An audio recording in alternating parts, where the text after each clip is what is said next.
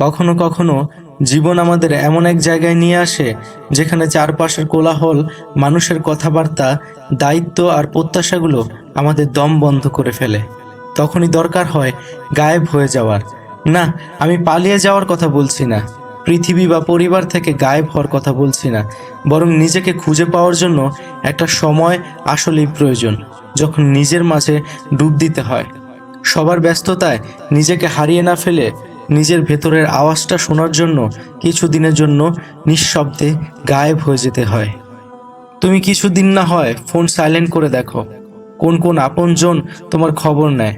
Social media বিচরণ of করে দাও। প্রয়োজন ব্যতীত কারোর সাথে বেশি কথা বলা বন্ধ করে দাও। শুধু নিজের সাথে সময় কাটাও। এটা কখনোই দুর্বলতা না, এটা আত্মসম্মানের অংশ। এটা নিজের ভেতরের শক্তিকে জাগানোর একটা প্রতিক্রিয়া। কখনো কি ভেবেছো সবার প্রত্যাশা পূরণ করতে গিয়ে তুমি নিজেকে কতবার ভুলে গেছো? তুমি হাসছো, কথা বলছো, কাজ করছো, কিন্তু ভেতরে ভেতরে ক্লান্ত হয়ে যাচ্ছ, ভেঙে পড়ছো, আর কেউ টের পাচ্ছে না। তাই কিছু দিনের জন্য গায়েব হয়ে যাও, নিজেকে রিচার্জ করো। মনে করিয়ে দাও তুমি কেমন ছিলে, তুমি কি হতে চাও। তোমাকে জীবনে অনেক কিছু করে দেখাতে হবে।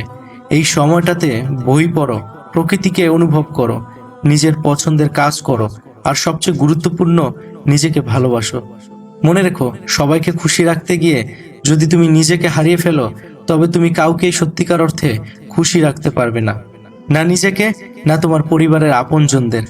তাই গায়েব হও কিছুদিনের জন্য, শান্ত হও, নিজের ভিতরে ফিরে যাও, আর ফিরে এসো আরো শক্তিশালী হয়ে, আরো পরিণত হয়ে।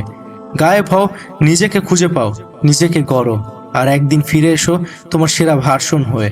কখনো কখনো গায়েব হওয়াটাই সবচেয়ে বড় উপস্থিতি।